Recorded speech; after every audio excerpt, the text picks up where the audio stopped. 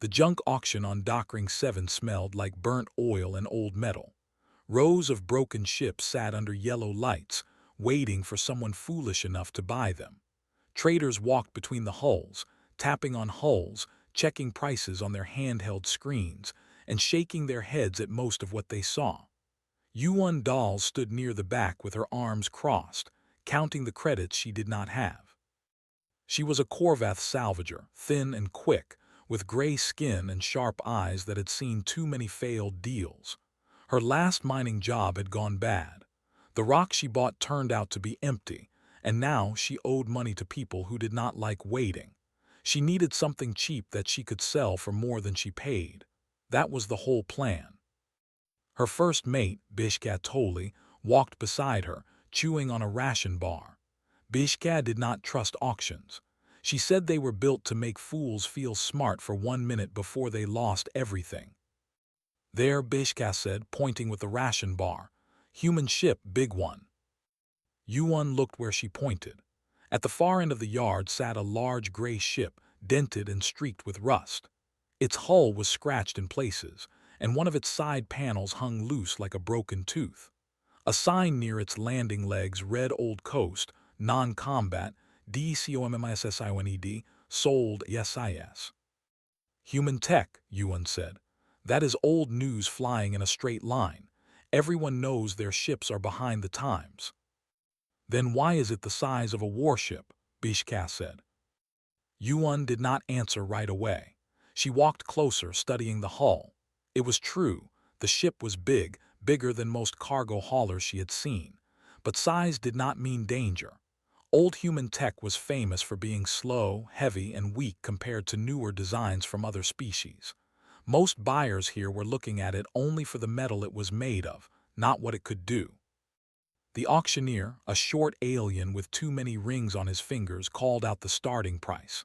It was low, painfully low, lower than a ship that size should ever sell for, even as scrap. A few traders laughed. One of them muttered that the humans must be desperate to get rid of it. Yuan raised her hand before she could stop herself. No one else bid. The gavel came down fast, faster than she expected, like the auctioneer wanted the sale finished before anyone changed their mind.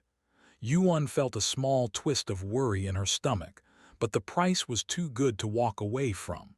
She told herself it was luck. Good luck for once. A man stepped out from behind a stack of crates near the ship. He was human, plain-looking, with short dark hair and tired eyes. He wore a simple gray jacket with no rank markings, nothing that told Yuan anything about who he was. He walked up to her with slow, easy steps, like he had all the time in the world. "Congratulations," he said. "You just bought the Old Coast." "Who are you?" Yuan asked. "Ravi Solon," the man said. "I come with the ship, part of the sale terms, documentation compliance they call it. I keep the maintenance records straight, answer any questions about the systems, that sort of thing." Bishkan narrowed her eyes. Nobody said anything about extra crew. "It is in the paperwork," Ravi said, and held up a small data pad. "Section 4, you are welcome to read it." Yuan took the pad and scanned it quickly. He was right. Buried in small text near the bottom was a line stating that one former crew member would remain aboard as a condition of sale, at no extra cost, for as long as the new owner required documentation support. It seemed harmless enough. A free extra set of hands, even if he looked more tired than useful.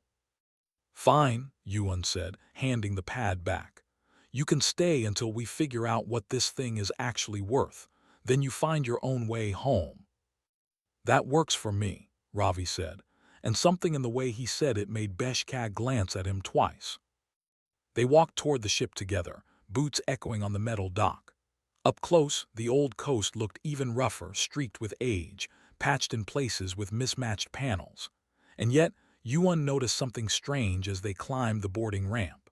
The metal under her feet did not creak the way old metal should. It felt solid, almost too solid, like walking on something far newer than the outside suggested. Inside, the corridors were dim but clean, free of the dust and grime she expected from a ship left sitting in a scrapyard. The air recyclers hummed low and steady. A faint light traced along the floor, guiding them toward the bridge, though no one had told the ship they were coming. Bishka stopped walking. This does not look decommissioned. Ravi, walking a few steps ahead, did not turn around. It has been resting, he said simply. That is all. Yuan looked at Bishka, and Bishka looked back at her, both thinking the same thing but saying nothing. The ship had cost almost nothing. But standing in those quiet, humming corridors, Yuan was starting to wonder if nothing was exactly what she had paid. Somewhere deep in the ship, past sealed doors and old warning signs written in a human language none of them could read, something old stirred faintly awake, sensing new hands on its controls for the first time in many years.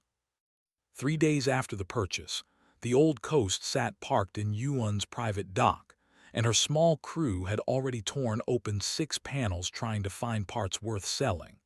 Nothing about it was going the way Yuan expected.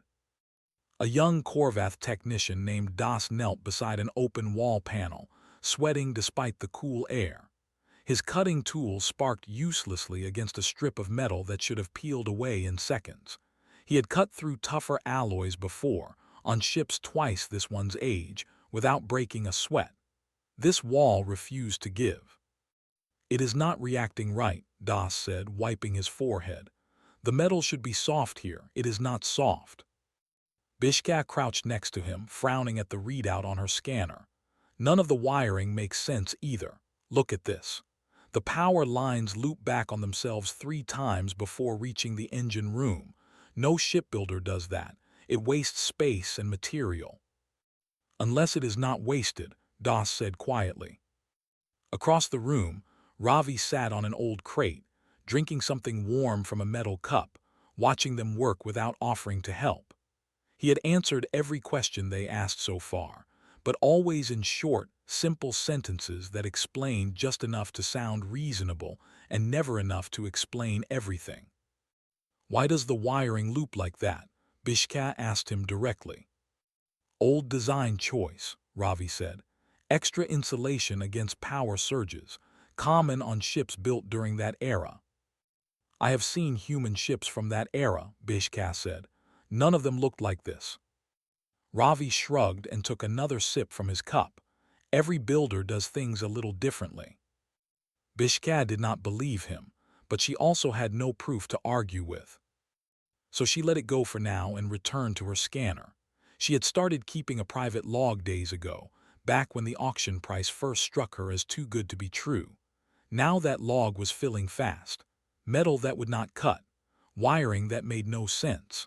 A power core that read as fully dormant but somehow still warm to the touch, as if it had never truly gone cold, only quiet. Yuan walked in from the corridor, arms full of parts they had managed to strip from less stubborn sections of the ship.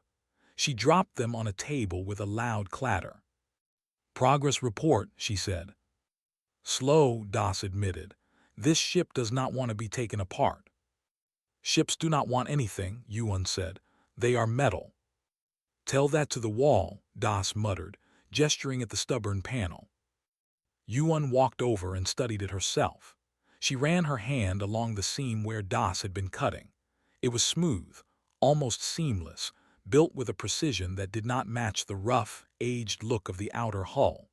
It was as if 2 different ships had been placed one inside the other, an old broken shell wrapped around something built with far more care. She turned to Ravi. You said this was a non-combat ship. That is correct, Ravi said. Then why is the hull built like a fortress? Ravi met her eyes for the first time since she had walked in. For a moment, something flickered behind his tired expression, something careful and guarded before it smoothed back into calm indifference. Ships built during wartime tend to be built strong, he said. Even the non-combat ones, old habits from old engineers. It was a reasonable answer. It was also not a real answer, and Yuan knew it. Still, she had bigger problems than a stubborn wall and a quiet man with careful words. Her debts were not going anywhere, and if the ship could not be stripped for parts easily, she would have to find another way to make money from it. Maybe sell it whole to someone who collected old human vessels as curiosities. There were buyers out there who paid well for strange, rare things, and the old coast was certainly strange. She gave the order to stop cutting into the walls and start checking whether the ship could still fly under its own power. If it could move, it would sell for more in one piece than in 1,000 scattered parts. That night, while most of the crew slept, Bishka stayed behind in the engine room with a flashlight and her scanner, running one more check before calling it done. The power core, listed as fully dormant in every readout, blinked once on her screen, a tiny flicker of activity lasting less than a second, gone before she could record it properly. She stared at the screen for a long moment, then looked up at the dark, quiet engine room around her, suddenly aware of how loud her own breathing sounded in the silence. Just a glitch, she whispered to herself, though she did not believe it. Somewhere above her, unseen and unheard, a single indicator light deep within the ship's oldest systems shifted from dormant to standby, and stayed that way.